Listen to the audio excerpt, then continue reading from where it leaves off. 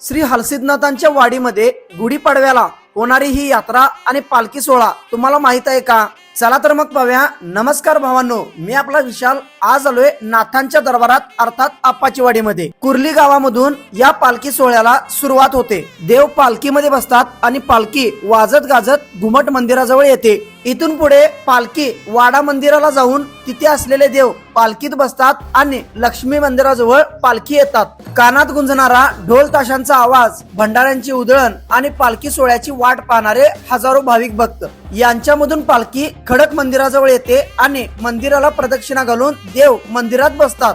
अशी ही हलसिद्धनाथांच्या दरबारामध्ये गुढीपाडव्याला 2 दिवसांची यात्रा भरते। नाथांचा हा सुंदर पालखी सोहळा तुम्ही पाहिलाय काय? आम्हाला कमेंट करून नक्की सांगा आणि अशाच व्हिडिओसाठी मला नक्की फॉलो करा। बोलो हलसिद्धनाथाच्या नावानं चांग भलं।